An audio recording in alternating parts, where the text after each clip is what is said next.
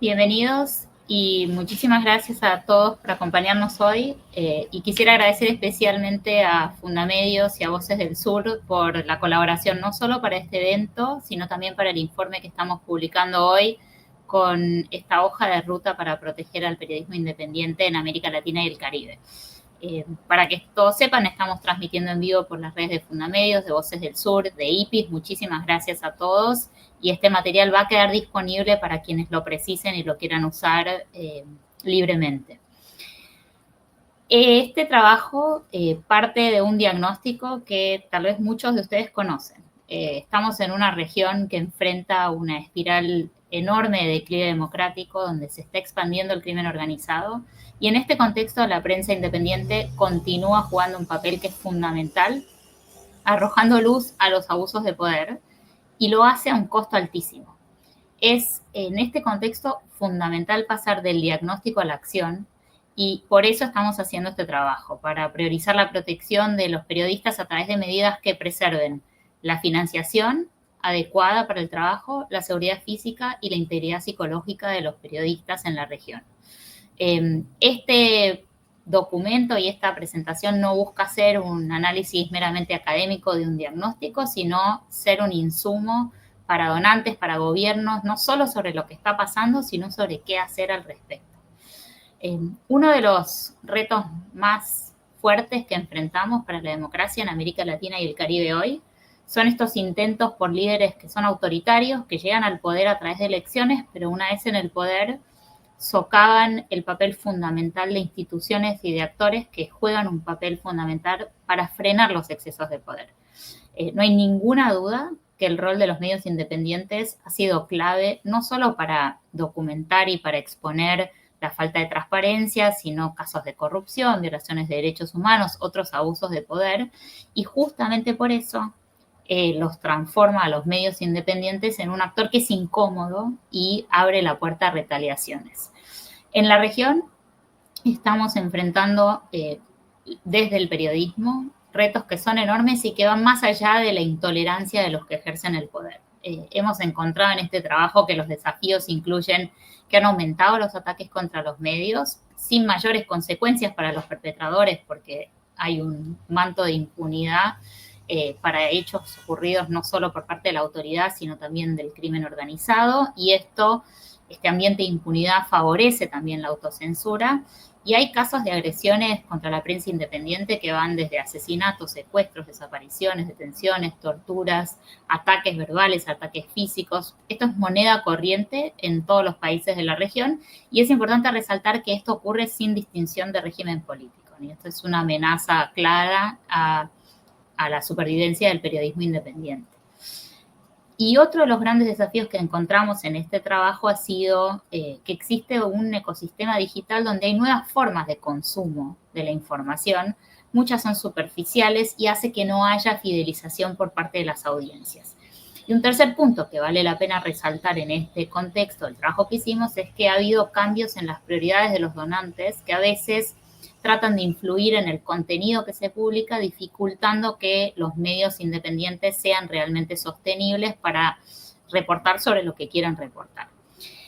Pero como les decía al comienzo, ante este panorama un poco desolador, es fundamental pasar del diagnóstico a definir cuáles son esas acciones que hacen falta para proteger al periodismo independiente en este contexto de declive democrático, que es lo que nos trae a esta conversación.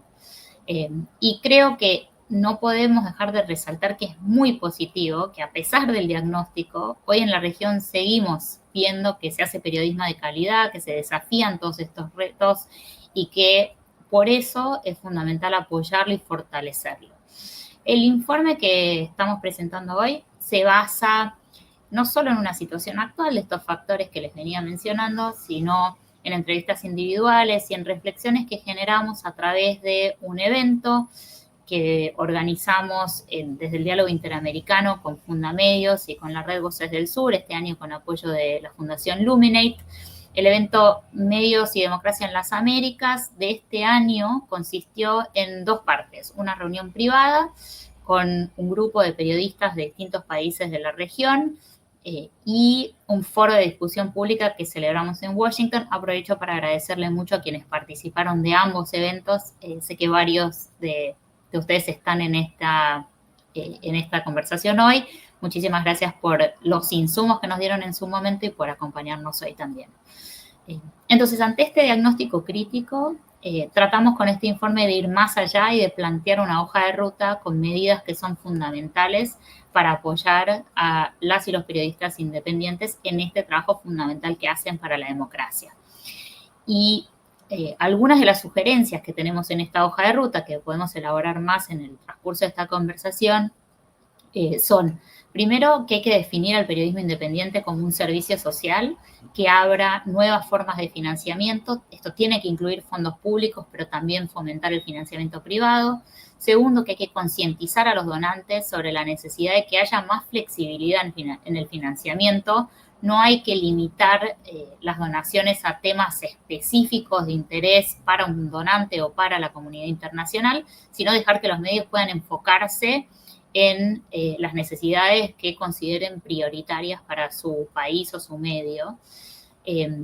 Reconocemos también la importancia de crear y de difundir y de implementar manuales de seguridad con nociones básicas para la protección de los periodistas y también información sobre cómo realizar análisis de riesgo para hacer este tipo de trabajo, la importancia de optimizar los recursos que existen a través de mecanismos de investigación colaborativa, de la creación de hubs donde se puedan centralizar ciertas tareas, por ejemplo, administrativas o tecnológicas, para que los medios independientes puedan tener más facilidad para hacer su trabajo. Encontramos también como una de las sugerencias que surgió en nuestro trabajo que hay que usar mejor a la tecnología a favor de la prensa independiente para que se pueda crear contenido audiovisual que se adapte a estas nuevas formas de consumo, que se pueda almacenar mejor y de manera segura contenido que sea delicado, que se pueda proteger la identidad de los periodistas, por ejemplo.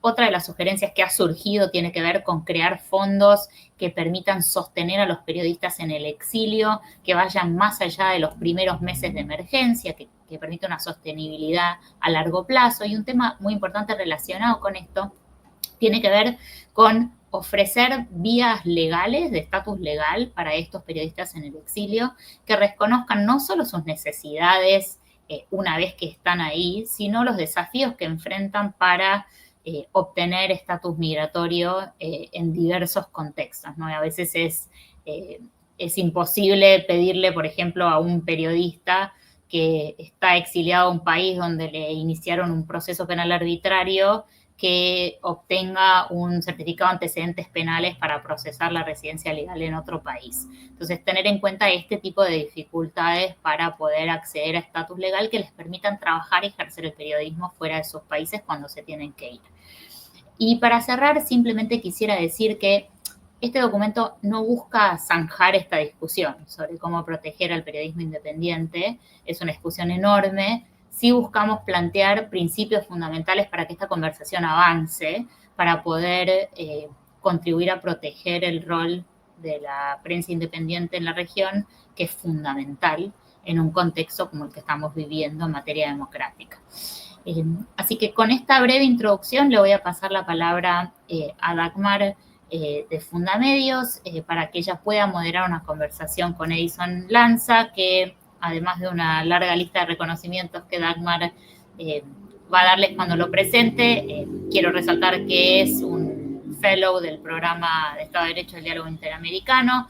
Es un gusto enorme que nos haya acompañado mirando el documento, que nos acompañe hoy en la conversación. Así que muchísimas gracias, Edison. Y le paso la palabra a Dagmar para que modere una conversación de unos 20 minutos con Edison y luego abrimos a preguntas y respuestas con todos ustedes. Quedo pendiente para esa próxima parte de la conversación.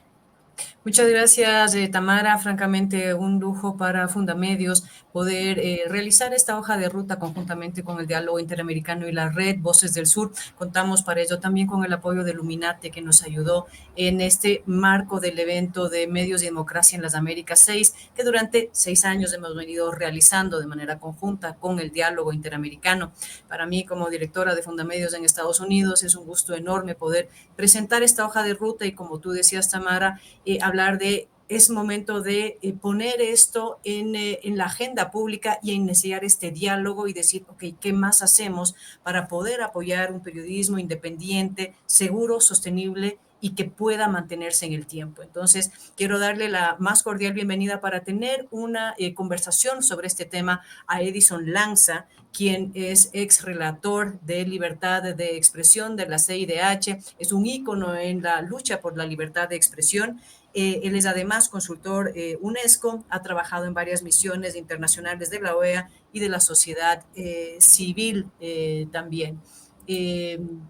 Nicole, si nos ayudas subiendo a Edison, que me dice que salió de tuvo un problema de conexión. Edison se conecta inmediatamente y vuelve con nosotros. Mientras tanto, decirles, tenemos en la sala a personas que participaron en la elaboración con sus preguntas y apoyo en la información y que están en la sala. Tenemos personas que participaron de 17 países, desde Estados Unidos, Argentina, prácticamente todos los países de Latinoamérica participaron en la elaboración de este informe con sus inputs y los tenemos en la sala y pueden hacer sus preguntas en el chat que tienen. También en las redes sociales, tanto de Fundamedios como Voces del Sur y de IPIS, estamos transmitiendo y pueden hacer sus preguntas también en esas redes.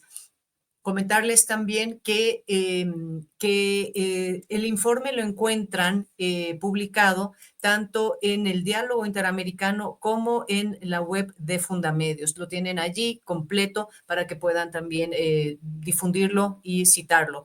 Entiendo que tenemos a Edison ya en la sala, que ya superó los problemas de conexión. Edison, ahí estamos contigo. ¿Cómo ¿Cómo están? estás? Yo te estaba Bienvenido. escuchando, no sé qué. No, nos Era estabas tan fácil escuchando, pero explicar, ahora tan sí. complicado. Sí, no, Murphy siempre es muy bueno trabajando con nosotros y entonces a la hora que uno tiene que salir, justamente falla algo. Pues Edison, bienvenido. Tú tuviste la oportunidad de leer ya esta hoja de ruta que proponemos desde el Diálogo Interamericano, la Red Voces del Sur y Fundamedios para poder sostener al periodismo independiente a largo plazo. Y uno de los principales problemas que enfrentan los medios independientes, los periodistas independientes en sus distintas iniciativas, es la financiación. Lo hemos señalado en nuestra hoja de ruta, una financiación que para muchos viene en gran medida desde donantes y donantes que son como los capitales golondrina y entonces ahora tenemos un problema en Ucrania, en Gaza, en Medio Oriente y se van para allá y se olvidan completamente de Latinoamérica. Medios que no necesariamente están diversificando sus ingresos o medios que no pueden manejarse con los algoritmos de las plataformas que van viendo siempre de qué manera se quedan las plataformas con la mayor cantidad de plata y nos dan centavos a los medios independientes. ¿Cómo enfrentar el problema de la financiación para el periodismo independiente, Edison? ¿Cómo ves tú esta situación que hemos planteado en la hoja de ruta? Bueno, buenas tardes, por lo menos desde aquí, desde Uruguay, y saludar, primero felicitar al Diálogo y a Fundamedios, dos organizaciones con las que, bueno, trabajo y colaboro desde hace varios años por este trabajo y poner foco en algo, bueno, que es central, que es en muchos sentidos el nudo gordiano, ¿verdad?, del periodismo en este momento y sobre todo el periodismo de investigación, el periodismo profesional que aporta y aporta mucho a la democracia, ¿no? Justamente uno ve como contradictorio cuando en un mundo tan polarizado, donde las plataformas y los espacios digitales son utilizados justamente para anular el debate, polarizar y declarar enemigo al otro, cómo hay publicaciones de pseudo periodismo que tienen digamos, una financiación notoria y que el periodismo, digamos, realmente que aporta, investigativo, profesional, hecho por periodistas que justamente se dedican al interés público, decae, ¿no? Y les cuesta tanto conseguir financiamiento, ¿no? Así que creo que hay primero que todo una responsabilidad yo creo, no solo de la sociedad civil, sino también de los organismos internacionales, de los que tienen que velar por la democracia y el Estado de Derecho a nivel regional y a nivel global, de llamar la atención sobre esta situación y de llamar a los grandes donantes a justamente establecer financiamiento sustentable, digamos, para quienes aportan justamente al interés público y al debate público. Eso como primera cuestión. Entonces ahí creo que tenemos, y por eso este trabajo es tan bienvenido, la necesidad de seguir llamando la atención sobre esto cuando vemos lo que decía anteriormente, cómo decae el fundraising o el financiamiento para esta clase de medios.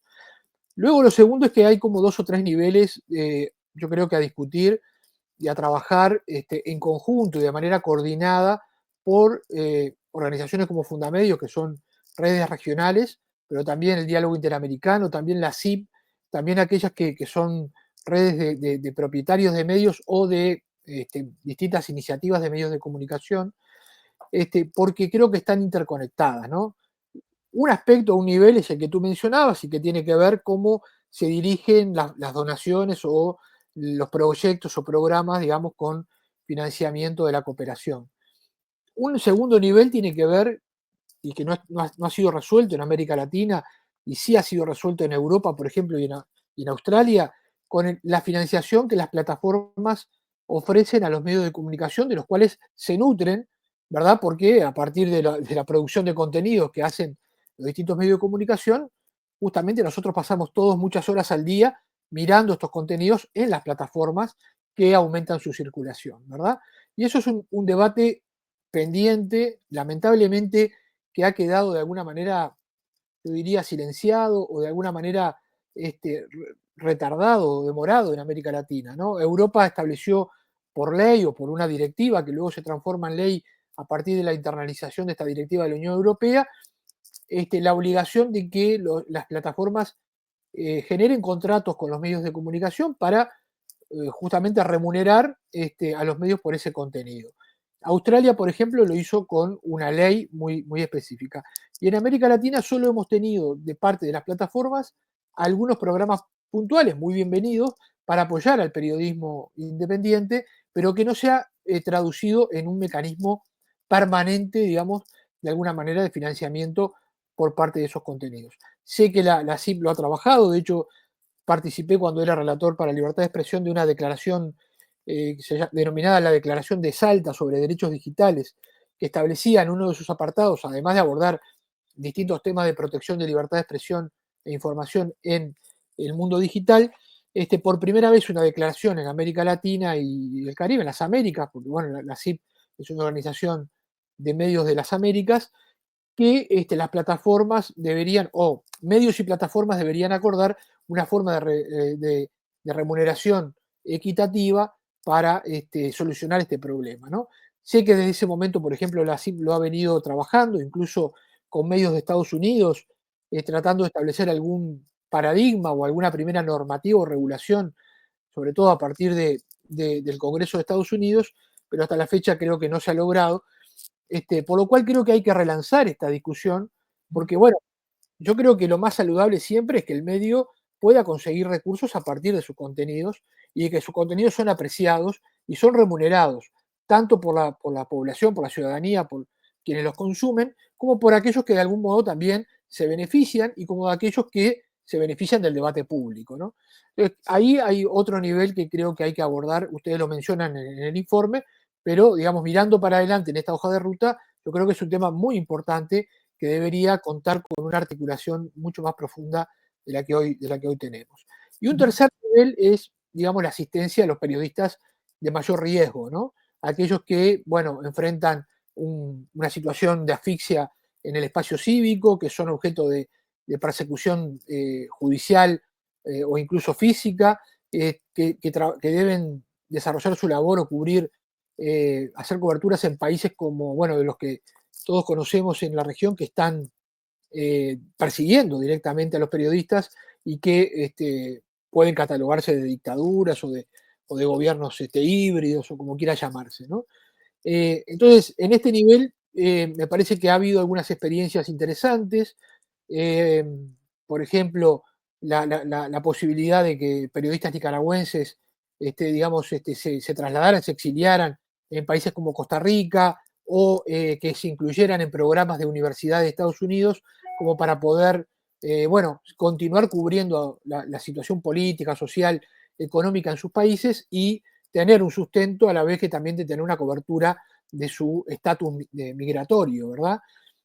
Ahí me parece que es interesante poder insistir con este tipo de programas. Obviamente hoy hay una transición también en el gobierno de Estados Unidos, que era un poco el que estaba sosteniendo muchos de estos programas, y tenemos que ver para dónde va la cosa, pero también a organizaciones privadas o de filantropía, que hacerles conocer que lo que más quiere un periodista no es únicamente, obviamente, ponerse a resguardo él y su familia de una situación de persecución, sino que poder seguir haciendo su trabajo, ¿verdad? Porque si los programas no incluyen este dispositivo, este componente, los autoritarios ganaron, ¿no? Lograron cerrar un medio, lograron sacar a una voz del medio y lograron que no siguiera cubriendo y, de hecho, mostrando los abusos de poder, las irregularidades que sucedían. Edison, dentro de la conversación que tuvimos con los periodistas, muchos de los cuales están aquí presentes en la sala, se hablaba también del periodismo como un servicio social. Eso de ahí en Europa tiene mayor sustento, que reciba fondos también estatales. ¿Cómo manejar esto en una región con un declive democrático y con una tendencia autoritaria creciente donde se persigue a los periodistas o donde se utiliza la pauta publicitaria como un mecanismo de zanahoria o de garrote? Entonces, ¿cómo visualizar la concepción de la información como servicio social y servicio público en Latinoamérica? Bien, es una buena pregunta. Lo primero que me gustaría puntualizar es que a los donantes, tal vez, o a quienes pueden, digamos, asistir con fondos a los medios de comunicación en América Latina, hay que ponerles de presente que la situación cambió, no es la misma de hace una década donde claramente uno podía diferenciar situaciones entre unos pocos países que habían derivado a gobiernos autoritarios y obviamente con algunos otros con con situaciones de violencia o de ataques a la prensa, y el resto de la región que más bien tenía algunos problemas digamos, de consolidación de calidad democrática, pero se podía trabajar, digamos, de alguna manera libremente. Eso hoy cambió. No hay país de América Latina donde no exista, por ejemplo, tendencias, digamos, autoritarias o tendencias a socavar el periodismo desde el poder. Eso va cambiando según el cambio de los gobiernos, pero ya no son solo esos 3 o 4 países que han derivado en dictaduras o en gobiernos híbridos, sino que también en otros países de la región hay fenómenos semejantes que provienen del gobierno, de legisladores, de una forma de hacer política, aún en democracia, que socava los medios. Y por otro lado, el fenómeno del narcotráfico y del crimen organizado, que está presente en distintas regiones de casi todos los países, ¿verdad?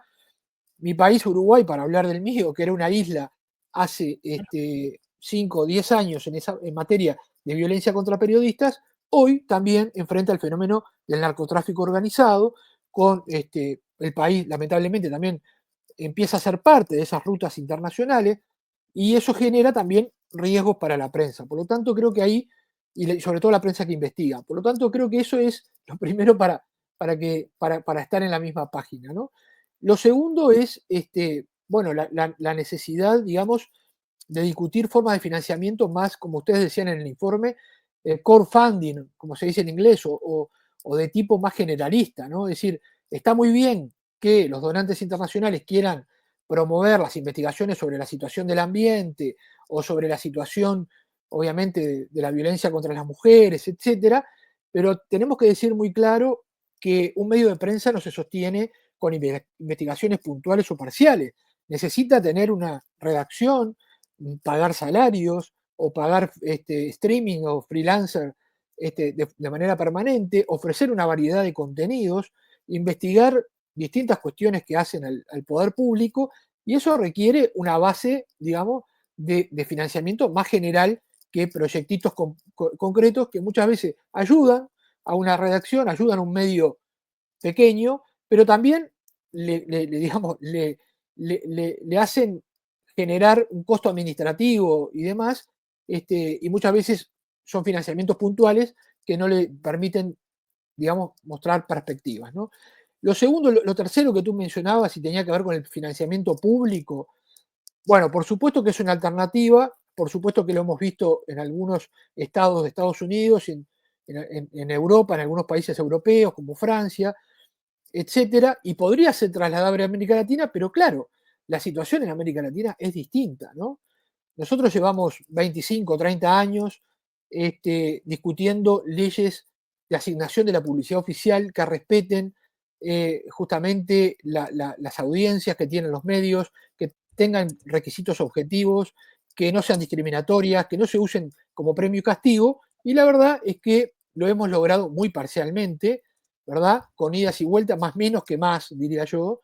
Entonces, la verdad es que sí, desde la sociedad civil y los organismos internacionales tenemos que promover que existan fondos para el periodismo, no, por decirlo de alguna manera, para los medios no lucrativos o sin fines de lucro, porque a esta altura muchos de los medios son sin fines de lucro, diferenciarlo del gran medio de comunicación que puede tener recursos de la publicidad, etcétera, pero también tenemos que exigir unos marcos regulatorios muy fuertes para que esos fondos no sean utilizados como premio y castigo, porque la historia de América Latina reciente, no ya la anterior, sino la actual, la más reciente, nos indica que es muy difícil, digamos, que los gobiernos, tanto locales como nacionales, distribuyan estos fondos, digamos, con objetividad y sin utilizarlos como decíamos, como premio y castigo, ¿no? Edison, tocaste hace un rato también el tema de la seguridad, es decir, cómo se puede fomentar el ejercicio de un periodismo más seguro cuando tenemos una región cada vez más violenta, no solamente por estados, sino también por el crimen organizado y la propia sociedad. Hemos visto un incremento de agresiones de los periodistas en protestas, por ejemplo, que no se daba antes. Antes el periodista salía a la calle a cubrir y tenía cierta garantía, pero hoy en día incluso los ciudadanos son agresores. ¿Cómo poder fomentar esa seguridad, los protocolos y la capacidad del periodista para hacer su profesión, ¿no? Sí, mira, y está conectado con lo anterior. Yo creo que he participado recientemente en algunas defensas legales financiadas por organizaciones que se han especializado en financiar a abogados y expertos en protección en países como los nuestros de América Latina, ¿verdad? Para asistir a medios y a periodistas, ¿no? Uh -huh. Sobre todo por las demandas legales que enfrentan desde funcionarios públicos a privados, ¿verdad? O también por situaciones de detenciones o procesos abiertos por las coberturas en protestas, ¿no? Entonces creo que esa forma de financiamiento es muy interesante y alivia en gran medida a los pequeños medios y a los periodistas de manera individual de las cargas muchas veces que tienen que enfrentar financieras de financiar una demanda penal o civil, una persecución por cubrir una protesta, digamos, esto en tanto lo jurídico, lo judicial, ¿no? En cuanto a la protección, digamos, física, bueno, yo creo que hay varios aspectos. Como siempre decimos, acá hay que prevenir, hay que proteger y hay que luchar contra la impunidad a la vez si queremos que la violencia contra los periodistas en cualquier país se reduzca, ¿no? Y desaparezca en lo posible, ¿no? La prevención tiene que ver con seguir señalando desde los organismos internacionales que tienen la obligación de monitorear la situación de libertad de expresión, tanto sea las relatorías como la propia sociedad civil y organizaciones como Voces del Sur, el hecho de que hay un discurso muchas veces de funcionarios públicos, de legisladores, lamentablemente a veces de ministros y incluso de presidentes, que habilita la violencia contra periodistas, ¿verdad? Porque demoniza a la prensa, la socava, la trata de poner como parcial o partidizada o politizada cuando no lo es, en muchos casos.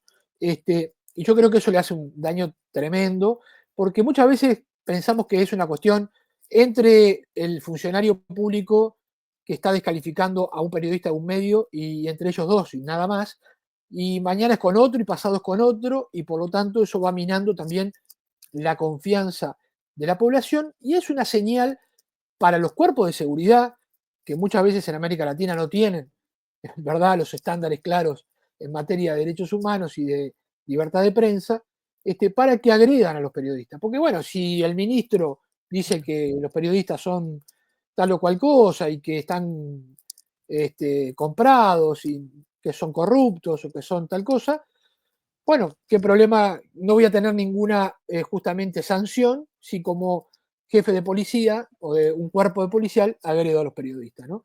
Así que ese es un gran tema, aunque parezca menor. El segundo es tener justamente, avanzar con mecanismos de protección a nivel nacional en los distintos ministerios del interior o en distintos diseños, puede ser un Ministerio de Justicia, etcétera, donde haya un equipo especializado en conocer los riesgos específicos que tienen los periodistas, en poder articular y dialogar con el Estado y con la sociedad civil y con los medios de comunicación, aunque a veces no se inviertan muchos recursos, sí tener a 2 o 3 personas con un pequeño comité independiente o comité participando desde la sociedad civil o de los sindicatos de periodistas para poder justamente actuar cuando hay una situación de riesgo, ya sea proveniente del crimen organizado, de la seguridad pública o de un actor privado, ¿verdad? Y eso en general se ha avanzado poco. En Ecuador, con gran esfuerzo, hay una experiencia, en Paraguay alguna otra, en Chile también, saliendo un poco, digamos, obviamente de los grandes mecanismos de protección que tienen países con una situación estructural de violencia contra periodistas, como es el caso de México o de Colombia, ¿verdad? Por ahí andaba dando vueltas, UNESCO estaba con la Relatoría para la Libertad de Expresión tratando de impulsar una ley modelo sobre protección de periodistas que le dé un marco a las autoridades de distintas formas o mecanismos de protección que pueden implementar, ¿verdad? Porque muchas veces estas cosas salen cuando hay una ventana de oportunidades, lamentablemente, cuando, bueno, hay un ataque claro a un periodista, hay una situación de crisis, y ahí los gobiernos se acuerdan de ver cómo pueden organizar un sistema de protección, y yo creo que como sucedió en acceso a la información pública, como sucedió en protección de datos, como sucedió en publicidad oficial, tener un estándar interamericano sobre protección de periodistas creo que sería muy útil para todas las partes. Buenísimo, Edison. Creo que tus comentarios son extremadamente valiosos. Eres una de las personas que más conoce sobre esta temática y te agradecemos mucho por haber leído esta hoja de ruta y dar tus comentarios. Quiero invitar ahora a que suba también Tamara para responder algunas de las preguntas que tenemos.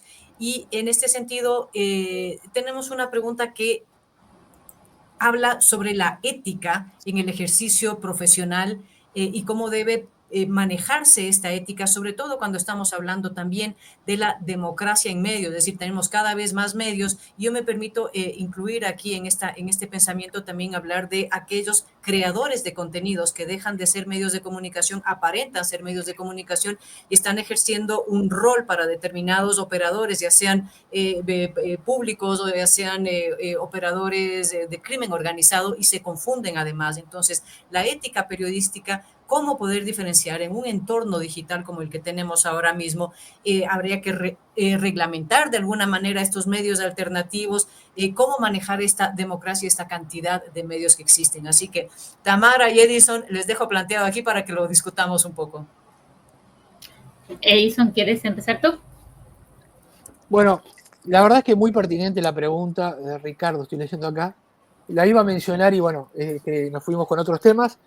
Me parece que hay que volver a hablar de ética periodística en la región, por supuesto bajo los estándares interamericanos que marcan claramente de que no puede haber un código de ética, una regulación de la ética impuesta desde el Estado, que tiene que ser producto del propio diálogo de periodistas y de la generación de normas éticas no vinculantes, pero sí que nos puedan dar baremos también para que la población sepa y distinga qué es periodismo independiente del periodismo o de quienes utilizan o hacen escarnio del periodismo para en realidad hacer política o hacer distintas formas, digamos, de propaganda, por decirlo de alguna manera, ¿no?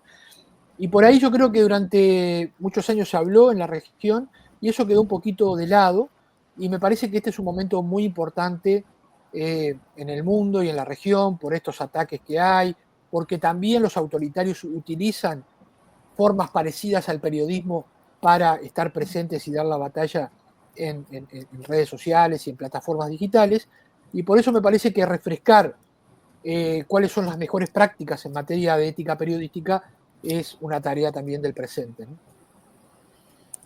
Yo coincido con lo que dice Edison y creo que están los 3 puntos muy vinculados, ¿no? Porque cuando uno piensa en qué significa el vínculo entre democracia y medios de comunicación, la realidad es que uno trata de fomentar que más información es mejor y no censurar información, pero el problema es cómo manejar este tipo de contenido que tiene un vínculo claro con la desinformación, con la tergiversación de datos, cómo eso puede complicar a veces la democracia y no mejorarla, ¿no? Entonces, por eso creo que hay un vínculo muy claro entre los 3 puntos. Y esto que decía Edison, me parece fundamental que la ética periodística sea autoimpuesta por los medios, generada por los propios medios de comunicación, y no un mecanismo de censura o de coartar este tipo de decisiones por parte de la autoridad, que además vimos en el pasado cómo ha sido muy problemático en varios países de la región.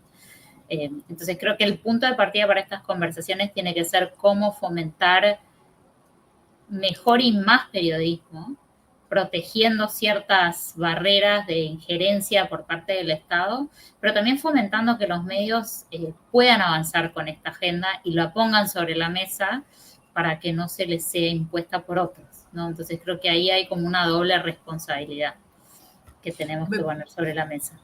Yo me permitiría aumentar ahí el decir que es importante la transparencia, es decir, que los ciudadanos, las ciudadanas, los lectores de los medios tienen que preocuparse también de mirar quién está detrás de la publicación. Y ahí los medios independientes y todos los demás tienen la obligación también de ser transparentes de quiénes son, a quién pertenece, de dónde provienen sus fondos, y siempre dudar de aquellos medios que no publican transparentemente quiénes son los responsables de esa publicación. Y yo creo que eso tenemos que fomentar y esa educación tiene que haber, ¿no? Eso me atrevería a complementar para esa pregunta. Sí, creo que hay un vínculo muy claro, por eso decía, las 3 preguntas de Ricardo están vinculadas con la información que circula en redes sociales, ¿no? Las redes sociales son, por un lado, una excelente fuente para acceder a información en ciertos contextos donde hay cierre de espacio cívico, donde la prensa independiente tiene dificultad para hacer llegar sus contenidos, pero por otro lado son también una fuente de información que no ha sido verificada, que no es confiable, que puede desinformar en vez de informar. Entonces ahí tenemos como una relación muy estrecha, que es difícil pensar en la ética, regular la ética de los periódicos tradicionales sin pensar en qué tipo de información circula por otros canales, que es una de las conclusiones fundamentales de este documento y de esa primera conversación, ¿no? Hoy mucha gente, por comodidad o por necesidad, se informa mucho más por redes sociales y por otros mecanismos que por la prensa tradicional. Entonces por ahí TikTok, sobre todo las nuevas generaciones. Ese puente es fundamental.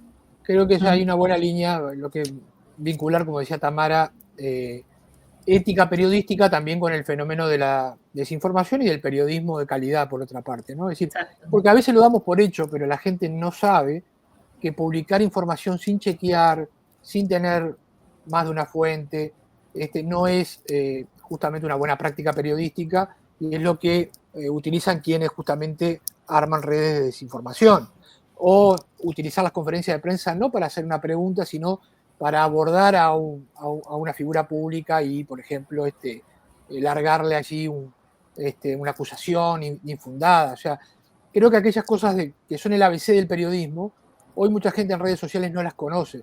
Entonces, poder poner de vuelta esto en el debate y en la discusión, cuando luego ocurren muchos de estos hechos, me parece que sería una buena cosa, ¿no?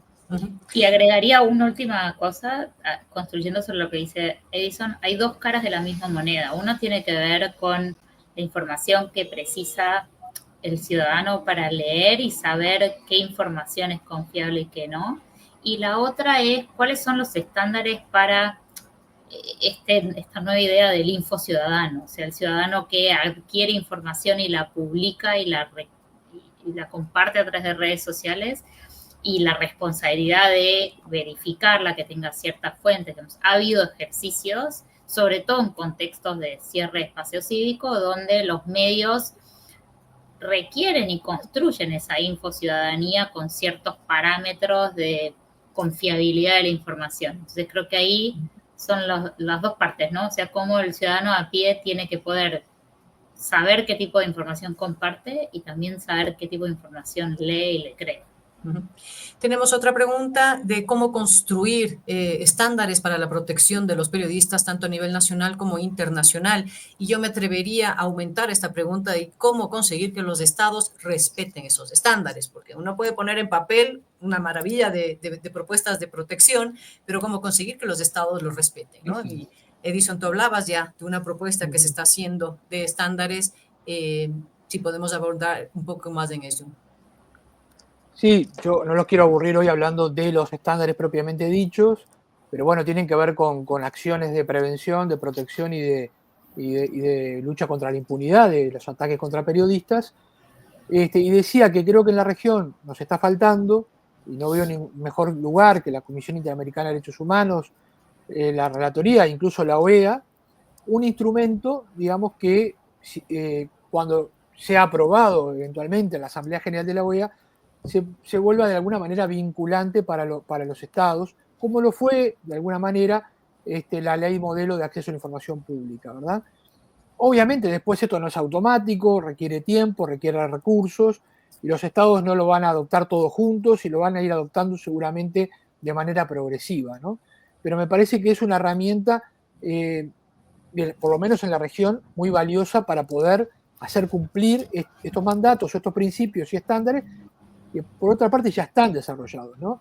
Si uno lee los informes temáticos de la relatoría, hay dos informes, recuerdo, vinculados de 400 páginas cada uno, vinculados a la protección de periodistas en distintos contextos.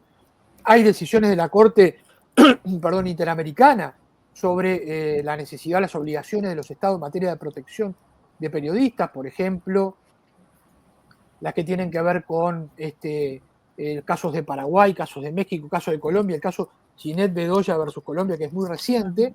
Por lo tanto, yo digo que el sustrato lo tenemos, los contenidos los tenemos.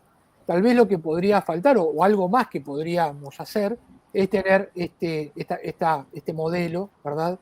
Pero bueno, también como muchas veces lo hablamos entre los que interactuamos con el sistema interamericano, hay que ver el momento de presentarlo, porque también darle la posibilidad a los estados de entrar en esa discusión cuando no hay una mayoría, o por lo menos una clara mayoría, digamos, a favor de aprobar un estándar de protección democrático, a veces puede ser complicado. Hay que tener de alguna manera una discusión y una estrategia para tener un instrumento de este tipo, porque, ya digo, los otros los hemos agotado, ¿no? Tenemos informes temáticos, casos, tenemos cartas a los estados, directivas, y tenemos algunos estados que en algunos momentos han desarrollado buenas prácticas y buenos sistemas de protección. El tema es cómo darle uniformidad y extenderlo en toda la región. Una cosa que yo agregaría con esto, perdón Dagmar, que me parece importante y coincido con lo que dice Edison, es que hay que escuchar a los periodistas. O sea, una de las cosas que surgió de este documento, que de hecho con Edison comentamos cuando lo estábamos elaborando, es el énfasis que le dimos al tema de asegurar apoyo psicológico a periodistas que trabajen en contextos de crisis o difíciles. Y es un tema que no surge de las discusiones, digamos, de expertos, sino están los periodistas sentados a la mesa diciendo, bueno, esto es algo que nos preocupa o que nos dificulta la labor. Entonces creo que ese es un elemento fundamental en toda esa estrategia que decía Edison, ¿no? De poner sobre la mesa. Y la otra cosa que me parece muy importante es que dentro de esa estrategia tenemos que poner sobre la mesa cómo avanzar con puntos de consenso básicos que trasciendan las ideologías, porque el gran problema que tenemos con el derecho internacional, que no es en muchos de estos casos vinculante para los estados, o lo es en teoría, pero en la práctica no lo podemos hacer cumplir con los mecanismos que tenemos, es cómo generar consensos políticos con actores de distintas ideologías que avancen con esta agenda.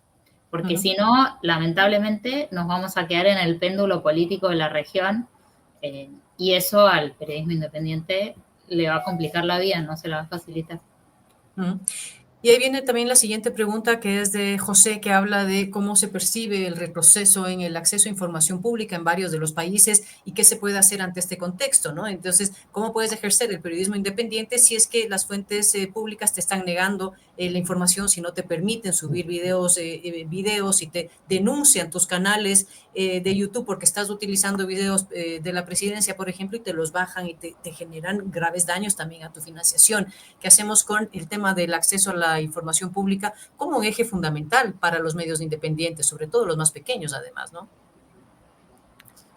Bueno, ahí siempre hay que ser creativo en América Latina para enfrentar estos problemas, porque uno diría que si venimos trabajando, yo creo que ya estamos cerca de los 30 años del ciclo, digamos, de los primeros años del siglo XXI, cuando casi todos los países adoptaron leyes de acceso a la información pública, y nos parecía que, bueno, si bien siempre hay retos a superar, no iba a haber retrocesos en esta materia, porque la verdad que se convirtió en una piedra fundamental de las nuevas democracias post-dictaduras o post-conflictos.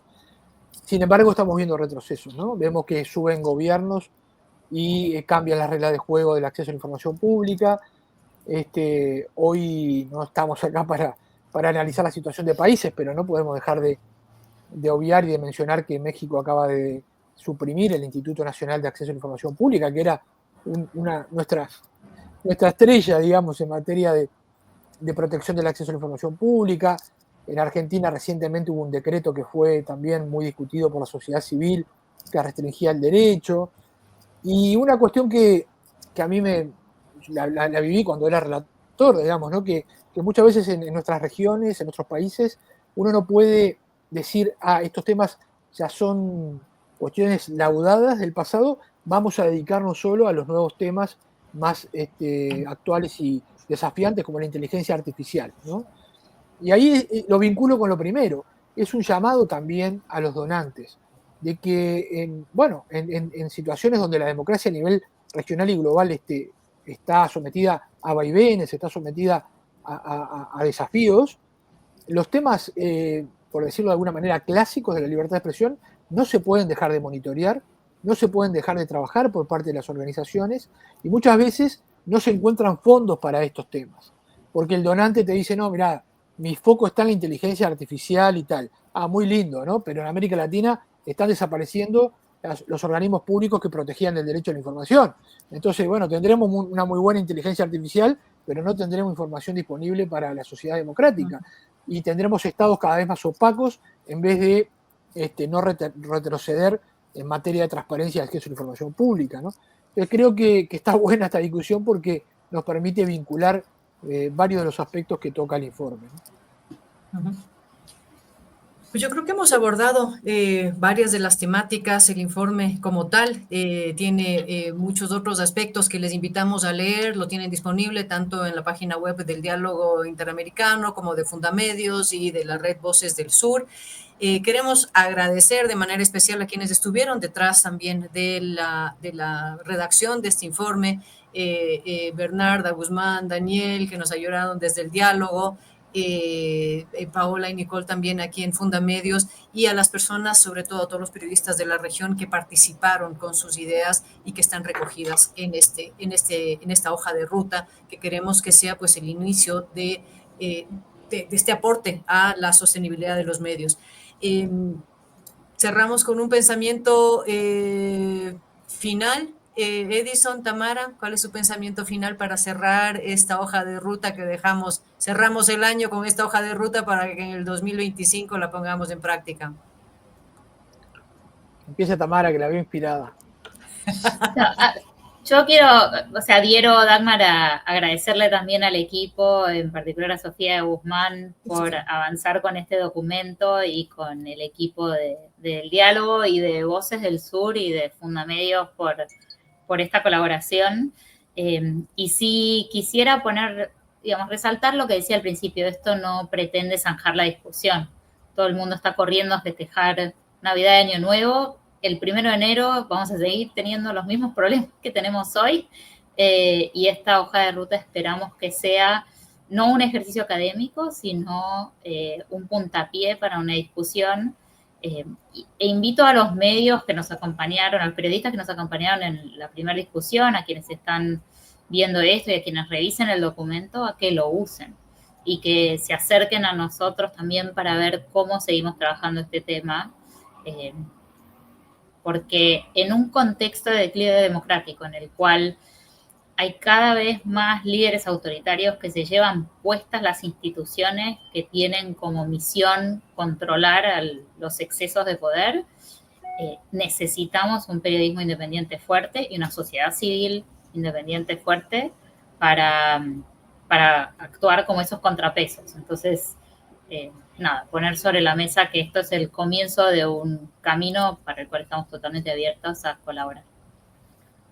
Sí, de mi parte, bueno, yo creo que este evento en sí mismo es una muy buena señal para la región, porque el diálogo es un lugar notoriamente de articulación entre el norte y el sur del continente, entre las instituciones como la OEA, la Comisión Interamericana, relatorías, etcétera, y las organizaciones de la sociedad civil como Fundamedios, como Voces del Sur y todas las que componen Voces del Sur, que vienen trabajando hace más de 2 décadas en estos temas.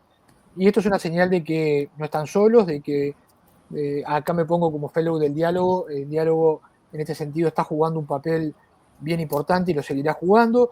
Yo creo que ante situaciones como las que escribía Tamara no tenemos otro remedio que remangarnos y trabajar, seguir utilizando todas las estrategias que también conocen las organizaciones de la sociedad civil, buscar estados aliados, amigos, buscar medios, y yo creo que esto es fundamental, es lo que nos da optimismo y esperanza. Este año yo participé en varias misiones, como decía Dagmar, en Honduras, en Perú, en Bolivia, etcétera. Y bueno, y uno veía cómo pese a los problemas democráticos que cada uno de esos países obviamente exhibía y exhibe, el rol de la prensa era fundamental, ¿no? Es decir, ahí estábamos viendo procesos de selección de jueces, situaciones de justicia, elecciones, etcétera, y ahí siempre estaban los medios de comunicación haciendo la pregunta incómoda, profundizando, sacando a luz lo que el poder quería ocultar. Entonces me parece bueno, que en definitiva como último evento del año es muy buena señal que todos los que nos están mirando y las organizaciones que están vinculadas sepan que tienen en Voces del Sur y el diálogo un punto ahí de conexión y de encuentro entre todos los países de la región.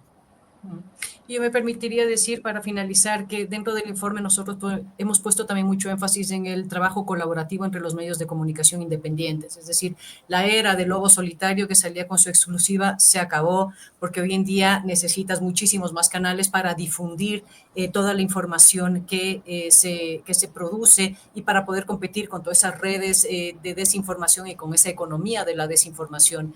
Entonces, sí, saber que como periodistas, como medios independientes, no estamos solos, que tenemos que trabajar de manera colaborativa, que es importante sumar esfuerzos para poder seguir siendo ese pilar de la democracia que es el periodismo independiente, sobre todo ante retos como una América hecho un sándwich entre un Donald Trump que ya empezó a enjuiciar a los medios de comunicación, siendo todavía presidente electo y sin haber asumido, y un presidente argentino que insulta a la prensa también con gusto y por el medio también con tantos autoritarios que nos hacen la vida más difícil. Así que el trabajo colaborativo para poder salir adelante y seguir siendo esos Quijotes que son los periodistas y los medios independientes. Cerramos con esto el año. Muchísimas gracias, Edison. Tamara, un gusto trabajar y muchísimas gracias a todo el equipo que estuvo detrás de este trabajo y a quienes nos han acompañado en las redes también. Gracias. Gracias. Chao, muchas gracias.